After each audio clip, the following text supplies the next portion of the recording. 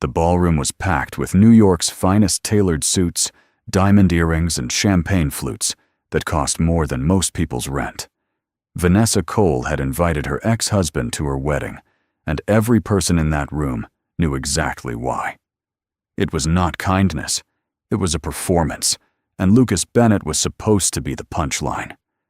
But when he walked through those doors in a clean black suit with 2 bodyguards flanking him in silence, the laughter died before it even started, because the man they had all written off had just walked into a building he owned. Lucas Bennett grew up understanding one thing very clearly: nothing was given to him. He was born in a part of Brooklyn where the buildings were old and the opportunities were older, where the men on his street either worked themselves into the ground or gave up trying somewhere around their mid-30s. Lucas had chosen neither path. From the time he was young, he carried a quiet, stubborn certainty that if he paid close enough attention to how things worked, market systems, patterns, he could build something from almost nothing. That belief was not arrogance. It was the only currency he had for most of his life, and he spent it carefully. By his late 20s, he had built enough of a foundation to launch a startup out of a 2-bedroom apartment in Williamsburg. The company was small, unglamorous, and underfunded, focused on logistics software for mid-sized distributors. Not the kind of idea that made headlines, but the kind that solved real problems for real businesses. Lucas was the architect behind every decision: the product roadmap, the pricing model, the pitch strategy. He worked 16-hour days and slept on a second-hand couch more often than he would admit. What he lacked in polish, he made up for in precision. Vanessa Cole walked into his life during that period, and for a while she made everything feel sharper. She was intelligent, driven, and magnetic in rooms where Lucas tended to disappear into the background. She had a way of commanding attention without seeming to try, and she believed in the startup with a conviction that matched his own, or at least, that was how it appeared in the beginning. They married within 18 months of meeting. It felt at the time like the natural extension of everything they were building together. Vanessa became the public face of the company. She handled investor meetings, press outreach, and the kind of social networking that Lucas found draining and unnecessary. He did not mind the arrangement. He understood that different people brought different strengths, and hers were undeniable in front of a room. The company began gaining traction. The software landed its first institutional clients, and the revenue numbers started telling a story that attracted serious attention from venture capital firms operating out of Midtown Manhattan. For the first time, they were not just surviving, they were becoming something real. That was when the shift began. It was gradual enough that Lucas did not recognize it as a shift at all. He noticed that Vanessa began attending events without him returning later, and later describing dinners and networking gatherings with a kind of restless excitement that had nothing to do with the business. She started commenting on things she had never cared about before: which neighborhoods were acceptable, which restaurants signaled the right kind of taste, which people were worth knowing. The vocabulary of their conversations changed. She began using words like positioning and perception in contexts that had nothing to do with the company, and Lucas found himself listening to her talk about their life as though it were a brand that needed managing. He tried to close the distance. He asked questions, stayed present, and gave her the benefit of every doubt that presented itself. But the truth has a way of becoming impossible to avoid once it decides to show itself. And one evening, Vanessa sat across from him at their kitchen table and told him plainly that she did not see a future between them anymore. She did not yell. She did not cry. She spoke with the measured tone of someone who had already made peace with a decision long before announcing it. She said she needed someone who moved in the same world she was moving into. She said Lucas was a good man, but that good was not the same as right. Then she stood up, and that was more or less the end of the marriage. The divorce was processed and finalized with a speed that told Lucas she had been ready for it well before she said the words out loud. He received his portion of the settlement and walked away from the company he had built from the ground floor. He did not fight for more than what was offered, not because he lacked grounds, but because he understood that some arguments are not worth the cost of winning them. He packed what he needed, signed what required signing, and left. Within 6 months of the divorce, Vanessa was publicly linked to Damien Sterling. Damien was exactly what the name suggested, a Manhattan financier in his mid-40s who wore the right watch, knew the right people, and operated with the kind of effortless social authority that comes from never having had to wonder whether you belonged in the room. He was handsome in a constructed way, the product of old money private schools and decades of curated image management. The press loved him because he was easy to photograph and hard to pin down. Vanessa appeared beside him at galas on magazine covers and in the kind of candid photographs that are never actually candid. She looked by every external measure like a woman who had made the correct choice. Lucas did not follow any of it. He had moved to a quieter part of the city and had begun methodically and without announcement a new phase of his life. The severance from the startup had given him capital, and the years of watching how real estate moved through New York, which buildings were undervalued, which neighborhoods were 3 years away from becoming desirable, had given him something more useful than capital. It had given him a map. He began working with a small group of private partners, none of whom were interested in publicity, and together they acquired renovated and repositioned properties across 5 boroughs and eventually beyond. Lucas did not appear on any masthead or press release. He did not attend ribbon cuttings or give interviews. He worked, studied, and waited, and the returns compounded in silence. 3 years passed. The city moved around him the way it always had, loud, indifferent, and full of people chasing things that would not satisfy them. Lucas had settled into something that felt less like contentment and more like clarity. He knew what he was building. He knew what it would become. He had no bitterness left about Vanessa, or at least that was what he believed until the envelope arrived. It came through his business attorney, forwarded from an address Vanessa should not have been able to locate, but apparently had. Inside was a wedding invitation, heavy cream cardstock, embossed gold lettering, the kind of material that announced its own importance before you had read a single word. Vanessa Cole and Damien Sterling requested the honor of his presence at their marriage ceremony. The venue was listed at the bottom, the Ardmore, a 7-star hotel on the Upper East Side.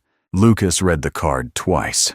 He set it on his desk and did not touch it for the better part of an hour. He understood immediately what it was. It was not generosity, and it was not a gesture toward reconciliation or closure.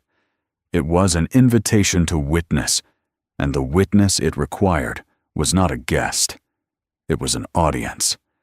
Vanessa wanted him in that room, not to share something with him, but to show him something, the version of her life that she believed his failure had made possible, framed against his presumed irrelevance. It was a very clean, very deliberate piece of cruelty, dressed in expensive paper. What Vanessa did not know, what no one on that invitation list knew, was that 2 weeks before the envelope arrived on Lucas's desk, he had completed the acquisition of the Ardmore. The deal had been structured through a holding company with enough layers of private partnership that his name appeared nowhere in the public record. The transaction had closed quietly on a Thursday afternoon, as most of the best ones did. The hotel's previous ownership group had needed liquidity, and Lucas's consortium had provided it at a price that made sense for everyone. He had walked the property once after closing, spoken briefly with the general manager about continuity of operations, and returned to his office without ceremony. It was a significant asset, but it was not the first, and he had learned to treat each acquisition with the same level of attention and the same absence of celebration. When he picked up the invitation again that evening, he sat with the peculiar geometry of the situation. The woman who had left him to chase a world he was supposedly unfit for had chosen by accident to hold the performance of her arrival in a building he now controlled. The irony was complete enough that it almost felt arranged, except Lucas understood that life did not arrange things. It only created conditions. And what you did inside those conditions was the only part that actually belonged to you. He thought about not going.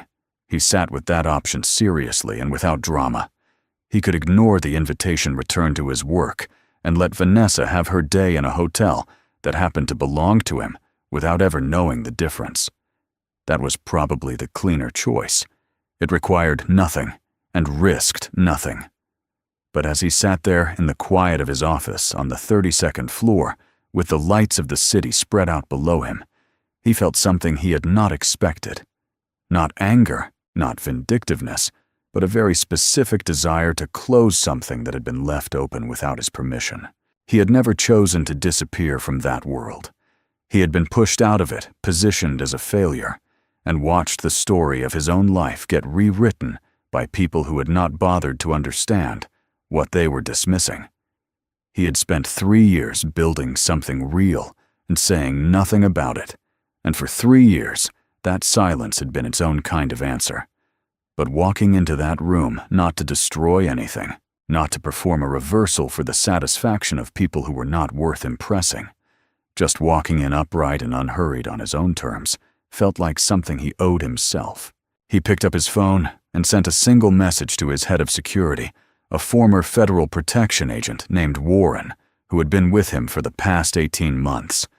The message read, "We're attending an event next Saturday evening. Dress accordingly." Warren responded with 2 words, "Understood. Ready." Lucas set the phone down and looked at the invitation one more time. He would go. Not to make Vanessa regret anything, not to humiliate Damian Sterling in front of his peers, and not to announce himself as though he needed an announcement. He would walk into that building because it was his building, because he had earned the right to stand anywhere he chose, and because the version of himself that had once felt small in rooms like that one no longer existed. He was not going back to reclaim something. He was going to close a door that someone else had left open, and he was going to do it with the same steadiness he brought to everything else. That was the moment Lucas stopped running from a past that had never actually caught him. He had simply been carrying it out of habit, the way people carry things they forgot they were still holding. He set it down on the desk beside the invitation, and when he stood up and walked to the window, he felt lighter in a way that had nothing to do with what happened next. The Ardmore was his. The evening was decided, and whatever Vanessa Cole had imagined when she wrote his name on that envelope, it was not going to look anything like what she was about to see. The rehearsal dinner was scheduled for the Friday evening before the ceremony held in the Ardmore's private ballroom on the 4th floor, a room Lucas had walked through exactly once since the acquisition, noting the coffered ceilings and the original marble flooring that the previous ownership had been wise enough not to replace. That evening, the room had been dressed with white orchids candlelight and the kind of deliberate elegance that announced money without mentioning it. Every seat was filled with someone who mattered in a specific New York way. Financiers, media figures, a city councilman who smiled for photographs, and the kind of socialites whose entire function was to make occasions feel validated by their attendance. Lucas arrived at 8:15. He wore the same black suit he had told Warren about: clean lines, no pocket square, nothing that performed. Warren walked one step behind him on the left, and a second member of his security team, a quiet man named Garrett, positioned himself on the right. They moved through the lobby without hurrying, and when the elevator doors opened onto the 4th floor, Lucas stepped out into the corridor with the same expression he wore to every meeting that required nothing from him emotionally. The room noticed him before he reached the entrance. There is a particular quality to the silence that falls over a crowd when something unexpected walks into it. And this was that kind of silence, brief total, and quickly replaced by the low murmur of people recalibrating their read on the situation. The 2 men flanking Lucas were not decoration.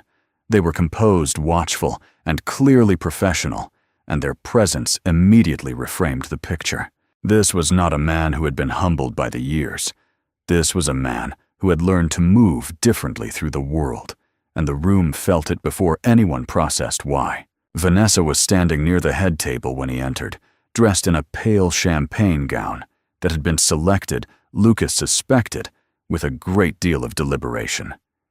She saw him almost immediately, and the expression that crossed her face lasted less than a second before she replaced it with something practiced and cool. She excused herself from the group she was speaking with and crossed the room toward him with the unhurried confidence of someone who had planned exactly what she was going to say. "Lucas." She offered the name like a small gift. "I honestly wasn't sure you'd come." Her tone was calibrated warm enough to seem gracious, tilted just enough to suggest that his presence was a curiosity rather than a consequence. She gestured at Warren and Garrett with a light lift of her chin. "And you brought company? How interesting." Lucas looked at her for a moment without expression. "You sent an invitation," he said. I accepted it. There was no hostility in the exchange, which was for Vanessa slightly disorienting. She had expected tension. She had perhaps wanted it. Tension would have given the evening the shape she had planned for it. Instead, Lucas simply stood there, settled and unreadable, as though he had arrived somewhere he was entirely permitted to be. Which of course he had. Damien Sterling materialized at Vanessa's side within minutes, the way men like Damien always did when they sensed their territory was being assessed.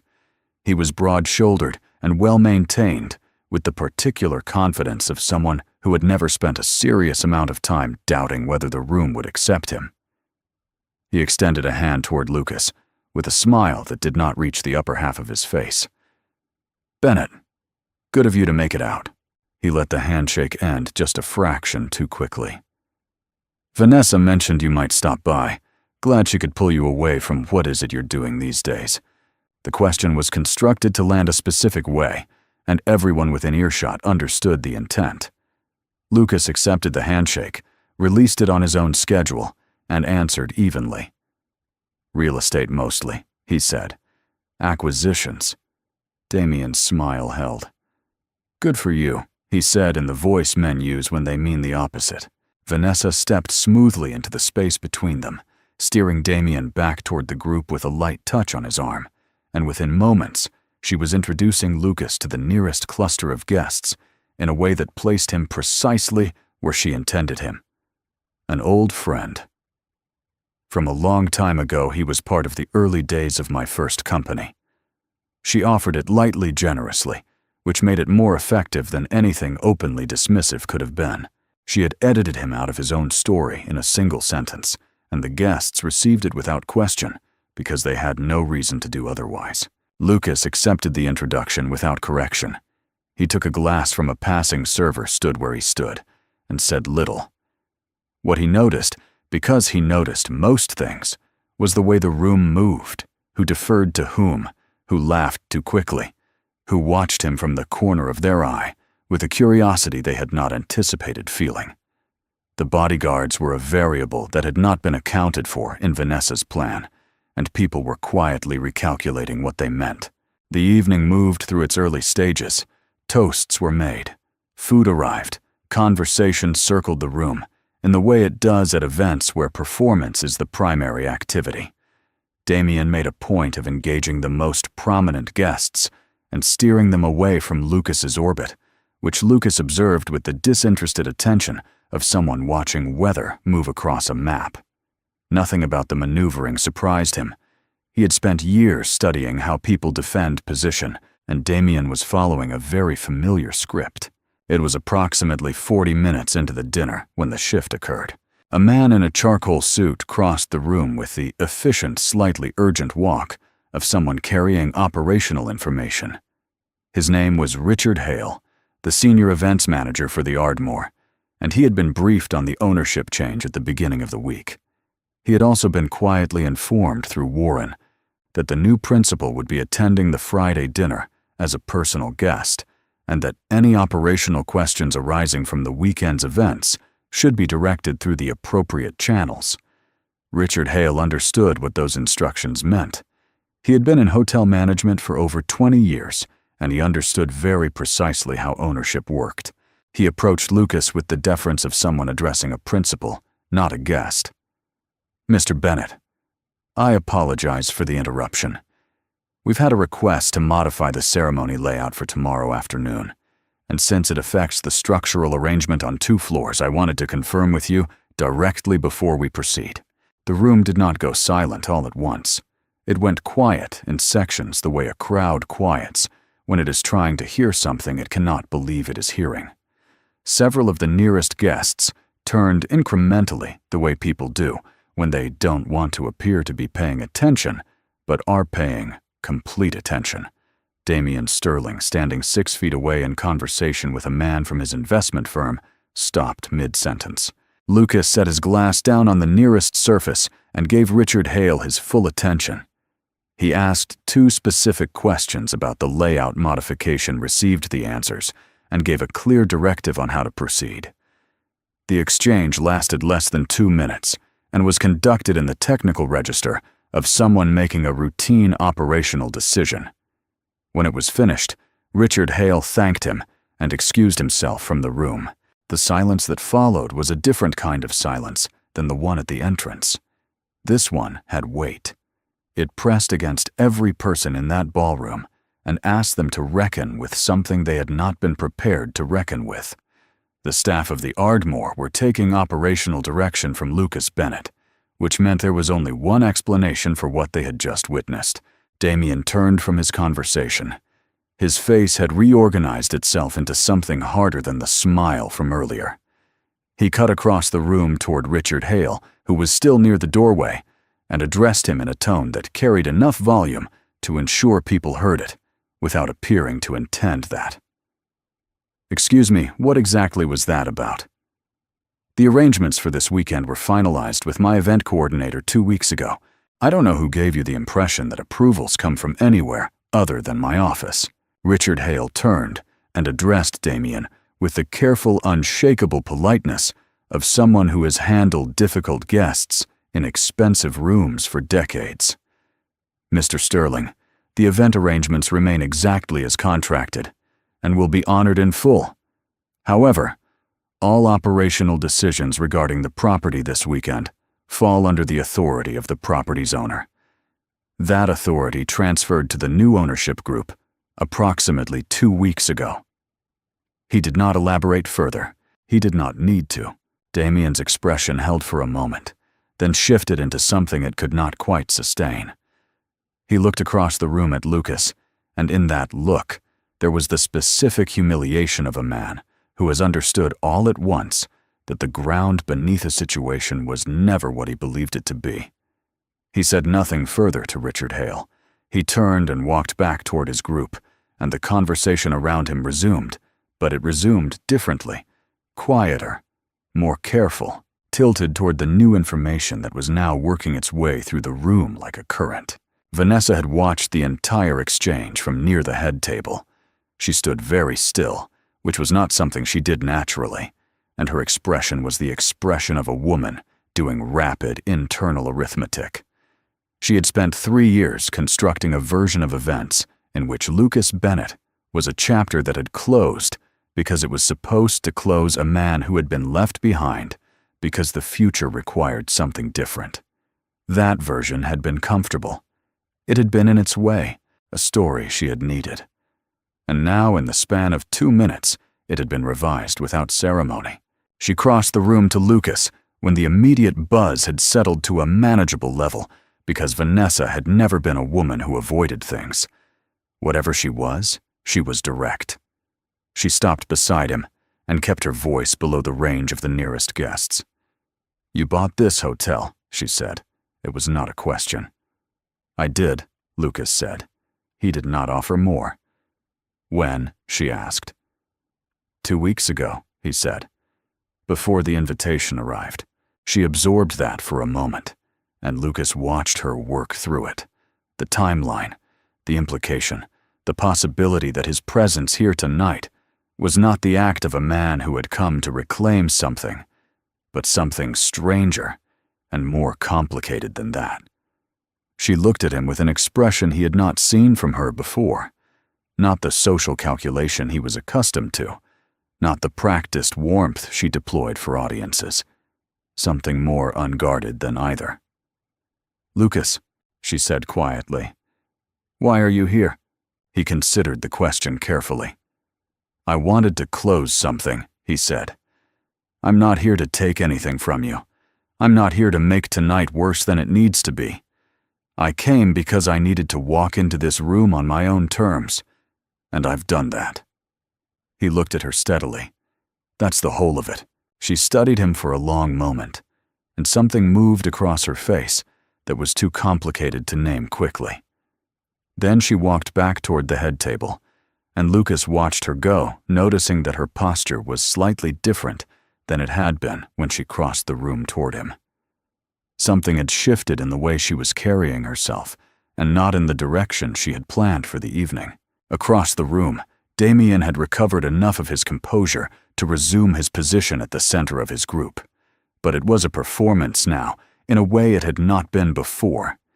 He laughed louder than the conversations warranted. He touched the arms of the men around him with the specific physicality of someone reminding himself that he still belonged.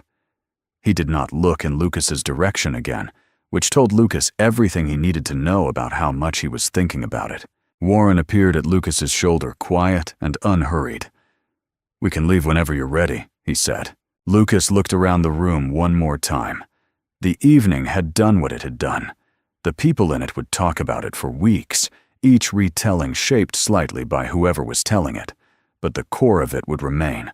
Lucas Bennett had walked into a room that was designed to diminish him and had said nothing, done nothing theatrical, and the room had rearranged itself around him anyway. Not because of anything he had announced, but because of something he had built quietly over 3 years, while no one was watching. "Not yet," Lucas said. "Give it another half hour." Warren nodded and stepped back, and Lucas picked up his glass again, and stood where he stood in the middle of a room he owned, surrounded by people who were still catching up to that fact. He did not feel triumphant. He felt more than anything finished with something he had not known he needed to finish. That was a different feeling and quieter, and it sat in his chest without requiring anything from him at all. The wedding took place the following afternoon at 4 o'clock as scheduled. The ceremony room on the Ardmore's second floor had been arranged exactly as Vanessa's event coordinator had specified. White roses along every aisle, candles in hurricane glass, a string quartet positioned near the north wall. The room held 112 guests, and every seat was filled. By any external measurement, it was the wedding Vanessa had planned for months. The flowers were correct. The lighting was correct. The champagne waiting in the adjoining reception hall was the right vintage and had been chilled to the right temperature. Everything that could be controlled had been controlled, and it showed. What could not be controlled was the atmosphere, and the atmosphere was wrong in a way that no amount of orchids could fix. The guests had arrived carrying the previous evening with them, the way people carry something they cannot put down. It was present in the way they greeted each other, a slight excess of eye contact conversations that started normally and then veered almost involuntarily toward what had happened in the ballroom the night before.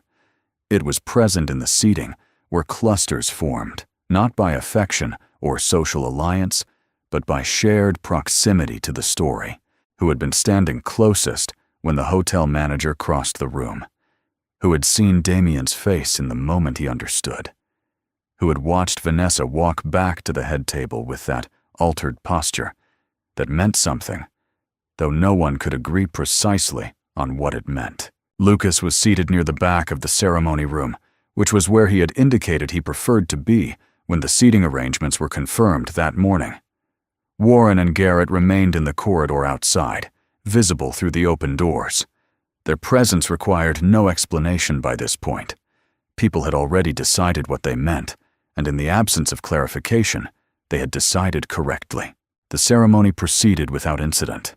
The officiant spoke about partnership and commitment, and the particular courage required to choose another person in a world that made choosing difficult.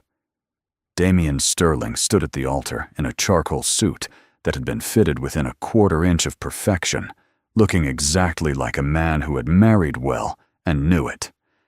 He said his vows with the confidence of someone who had rehearsed them to the point where they felt natural, and they almost did. Almost.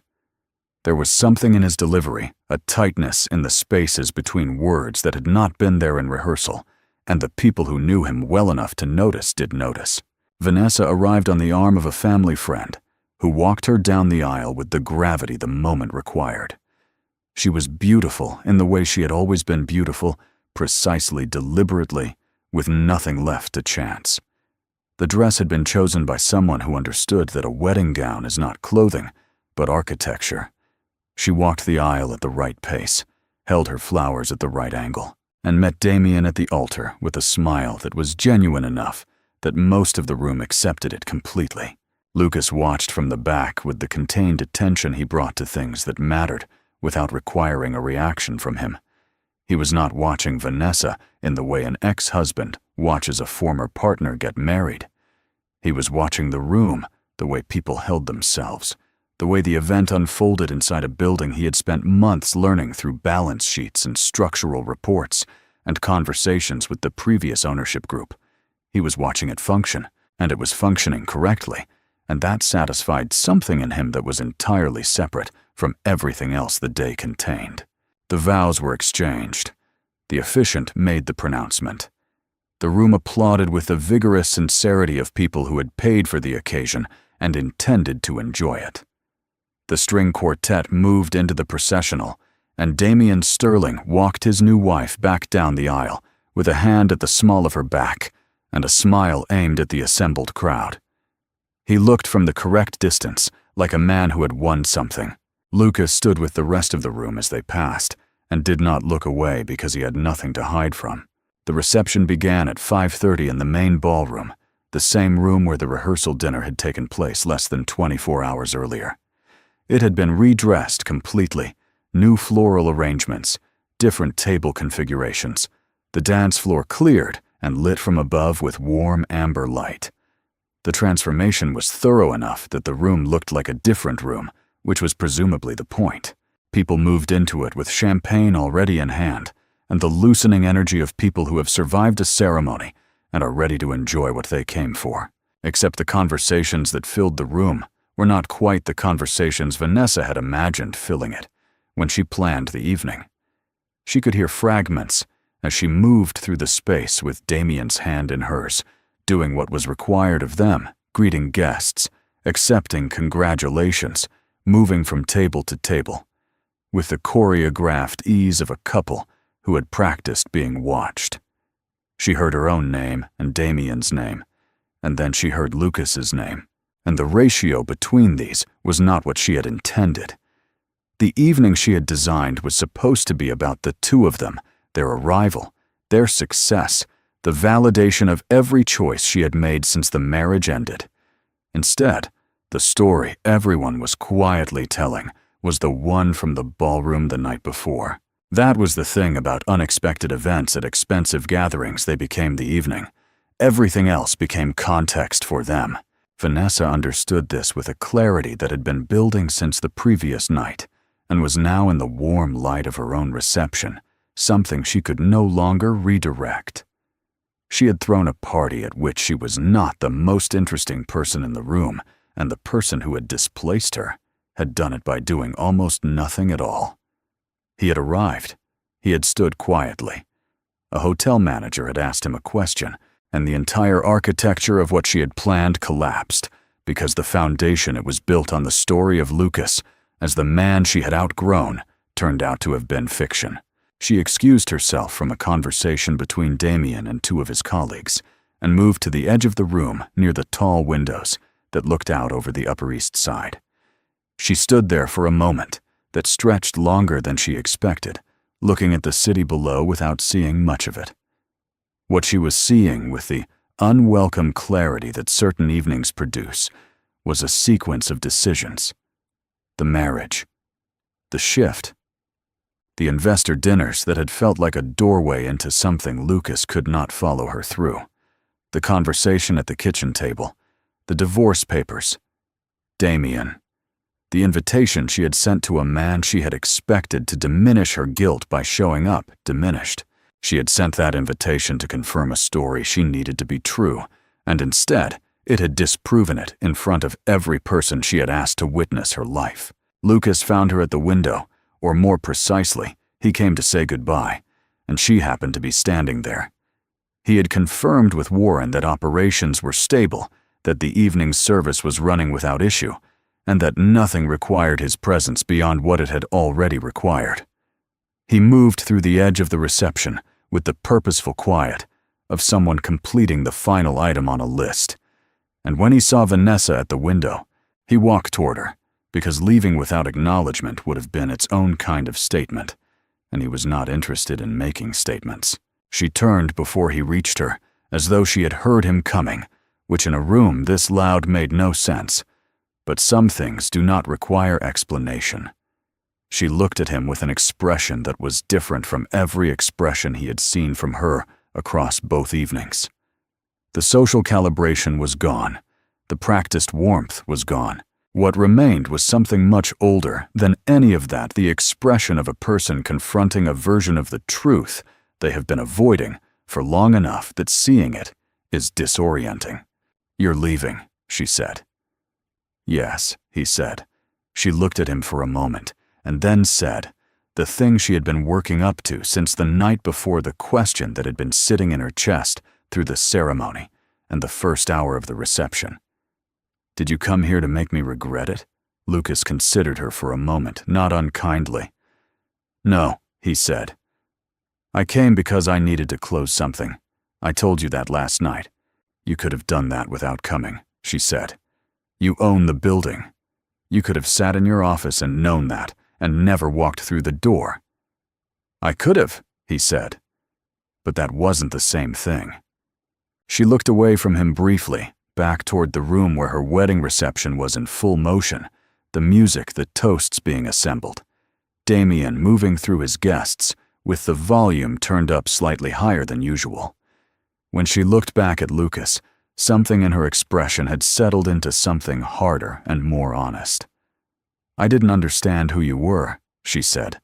It was not an apology. It was an accounting. "I know," Lucas said. He said it without heat and without reassurance, because neither was called for. "I didn't make it easy to understand.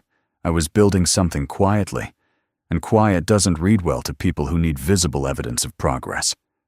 He left a beat between that sentence and the next. "But I also think you stopped trying to understand before the question got complicated." She absorbed that without flinching. That was one thing that had always been true about Vanessa. She could receive a difficult truth without needing to argue with it immediately, even when it cost her something. She had always been better at processing than most people gave her credit for. It was one of the things he had admired about her once. "I hope tonight is what you wanted," Lucas said, and he meant it in the simplest possible sense. He was not being surgical. He was not leaving a wound. He genuinely hoped the evening would give her what she needed, whatever that turned out to be. That was the full scope of what he felt toward her. Now not love, not bitterness, not the dull ache of something unresolved. Just the mild, honest hope that a person extends toward someone they once knew well and no longer needed anything from. She did not respond immediately. She looked at him with an expression that might, in a different version of this story, have been the beginning of something. But this was not that story, and both of them knew it, and that knowing sat between them with the quiet weight of a door closing correctly, not slammed, not left ajar, just shut. "Goodbye, Vanessa," Lucas said. "Goodbye, Lucas," she said. He turned and walked back through the edge of the reception past the tables of people who had spent 24 hours recalibrating their read on a man they had never bothered to read correctly in the first place. None of them stopped him. A few watched him move through the room with the particular attention of people who have decided that someone is worth watching, which is its own form of revision. He did not slow for it. He did not acknowledge it. He moved toward the exit with Warren one step behind, and Garrett flanking quietly on the other side. And when he reached the door, he did not turn around. Not because he was making a point. He did not look back because there was nothing behind him that required a final look. He had walked in with a specific purpose, and he had fulfilled it. and the room behind him, and everything it contained, was finished in the way that things are finished when you have done with them what you came to do, and nothing in you wants to undo the doing. The elevator to the lobby was quiet. The lobby itself was moving at its normal Saturday evening pace. Guests arriving, guests departing, the staff at the front desk, processing the small transactions that kept the building running. Nobody in the lobby knew who he was, which was fine. That was in fact the preference. The doorman held the door without ceremony, because to him, Lucas was simply a man in a black suit, leaving a hotel, which was also fine. Outside, the city was doing what it did. Manhattan on a Saturday night carried a specific kind of energy, charged and indifferent in equal measure, the kind of place that makes room for anything, as long as you move at the right pace. The lights were up on Fifth Avenue, and the air had the particular quality of late autumn in New York, cold enough to be clarifying. Lucas stood on the sidewalk for a moment and let the city come in around him, the sound and the light and the scale of it.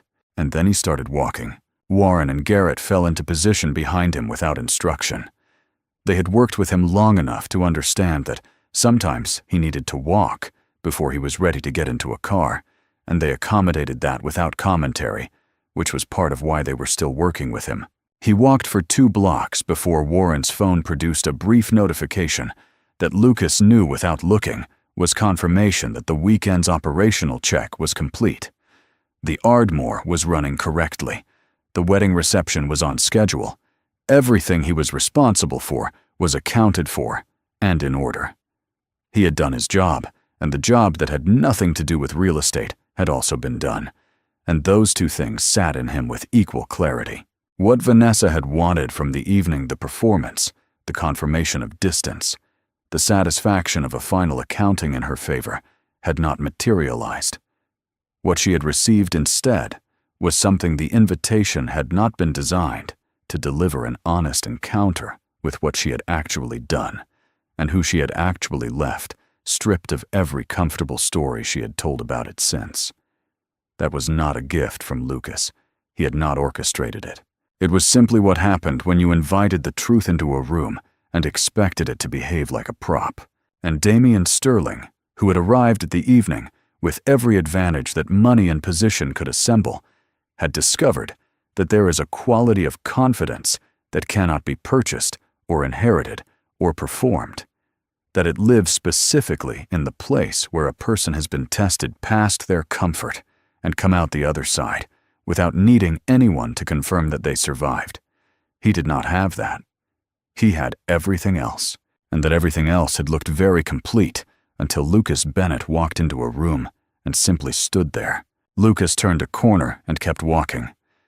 The city stretched ahead of him, indifferent and enormous, and full of the next thing, which was the only thing that had ever actually interested him. The building behind him was an asset. The evening behind him was a conclusion. The 3 years of work were the beginning of something that had no ceiling. He could currently see, which was exactly the condition he preferred, enough uncertainty to keep the work honest, enough foundation to know the uncertainty would not swallow him. He was not a man who had been vindicated tonight. Vindication required an audience, and he had stopped performing for audiences the night he sat in his apartment in Brooklyn and decided to build something real instead of something visible. What he was walking down Fifth Avenue with the Manhattan lights above him and the cold autumn air around him and 2 quiet men a half step behind was simply a man who had finished something and was already thinking about what came next. He did not look back at the Ardmore. The door was closed, and closed doors did not require looking at. He had learned that finally, and it had cost him exactly as much as it was worth.